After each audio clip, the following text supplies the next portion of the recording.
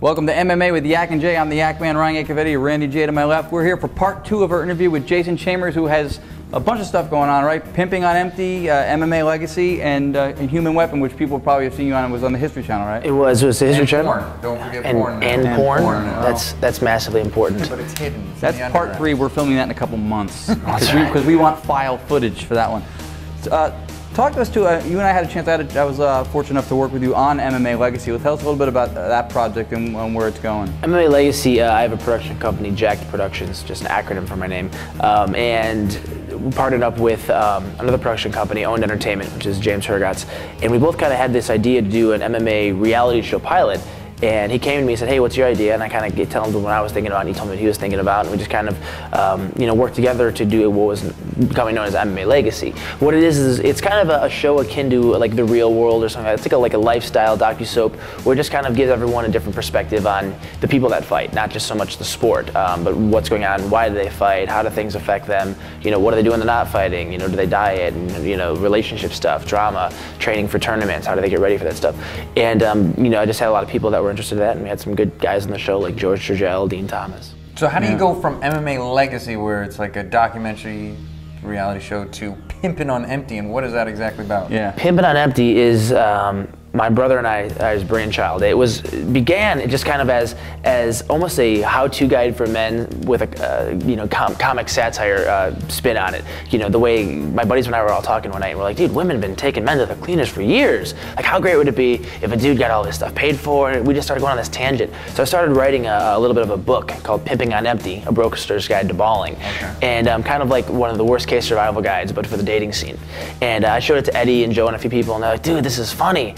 And I showed it to my brother, he's like, you gotta make this into a movie. And then I heard it from a couple other people. So my brother and I got together and started writing a script loosely based on experiences I've had, experiences he's had, friends of ours and stuff, kind of taking bits and personalities.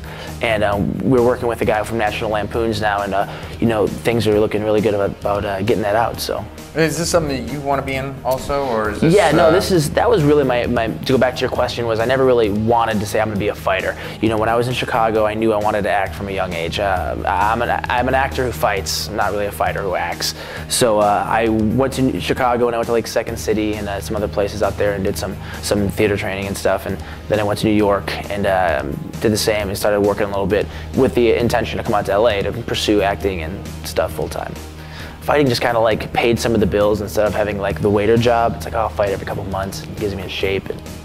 Well, I mean, you have a great record, 18-5-2, and I must say that it's a bold move to fight while you're actually trying to be an actor. I mean, yeah, it's hard. You get your face smashed like say Nick Diaz or.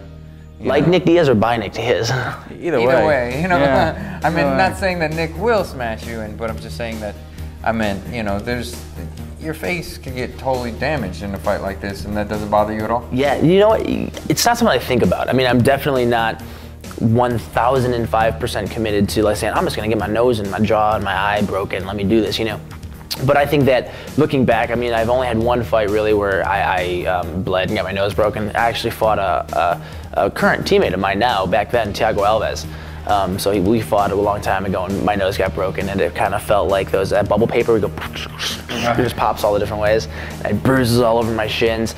I got lucky that it broke straight, so it set straight. But ultimately, yeah, I don't think about it too much. Fighting is something that I always want to be involved in mixed martial arts, and then just kind of you wear different hats based on where you're at in your life. How do you fight? How do you fight somebody like that? And then later it's okay and it's cool and we're friends again. I paid him a lot. So don't kick my ass when I train here. No, it's just there's Write that down too. I'm just saying, if Ron and I fought, needs his bread. Yeah, if Ron and I fought, I don't think we'd be sitting here right next to each other. I'm just saying that I guess I just don't have that mindset. Where do you guys separate? Hey, is it because it's a sport? Yeah, because it's something when you train for something, you have this kind of set date. Okay, 8 weeks out, I'm going to do this thing. When you get in a bar, usually the fight is motivated by something completely different. It's motivated by anger, or intensity, or adrenaline. These fights are just motivated by money, and a little self-pride. But we both understand that, I know what you went through to get here. I know what I went through to get here. So there's a mutual respect that you did what it took to get in the cage. Whether you're an amateur, whether you're a pro, that's one thing that everyone kind of shares. That hey, it takes a lot to put gloves on and get in there. Does that mutual respect make you want to fight him again? Thiago? Yeah. Didn't you hear we're teammates? And you think I'm retarded?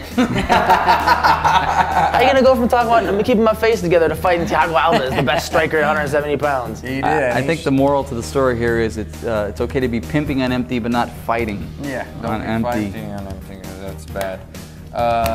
Anyways, we appreciate you being here. And where can people look up online to find out the stuff you're doing and the projects you're working on? Because the stuff, like again, a human weapon, the idea for pimping on empty sounds amazing. I would sit down like a Star Wars fan a couple days early to get a ticket to that. Where can they find out more? You can go to Jacked Productions, JACDProductions.com. You can email my MySpace page. This is myspace.com/Jason Chambers, and I always put videos and links and posts up there. Nice. Thank you very much. You're watching MMA with Yac and J, Jason Chambers, Ron Yac, Randy J.